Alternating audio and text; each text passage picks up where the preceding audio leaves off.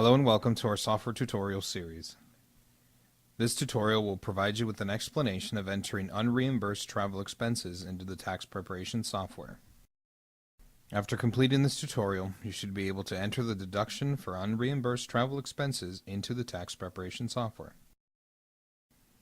If qualified taxpayers can claim an itemized deduction for the amount of unreimbursed travel expenses, this deduction is figured on Form 2106 Employee Business Expenses. In the software, link to Form 2106 from Schedule A, line 21. If the taxpayer has other expenses that should be entered on this line of the Schedule A, to be sure to complete Form 2106 before adding a statement to enter other expenses. You can also open the form directly from the Forms list or link from Form 1040, line 24. Enter the amounts on the appropriate line and the software calculates the deduction amount.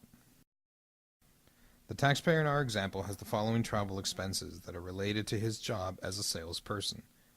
He has qualified mileage on his vehicle, paid hotel room costs, and paid for meals while away from home overnight. He was reimbursed some of what he spent by his employer for expenses other than meals and entertainment and for the meals. Click on line 21 of the Schedule A, and then press the F9 key.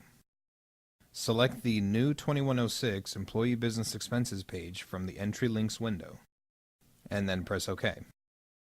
At the top of this form, we will first select the taxpayer checkbox.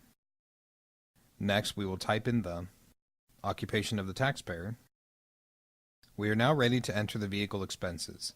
To do so, we will press the F9 key, select the 2106 page 2 link from the Entry Links window, and then click on OK to move to page 2.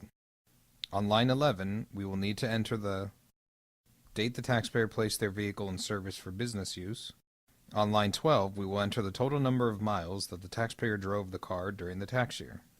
On line 13, we will enter the total business mileage they drove during the tax year.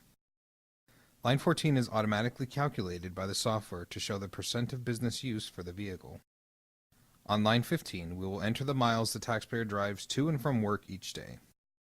On line 16, we will enter the commuting miles included on line 12.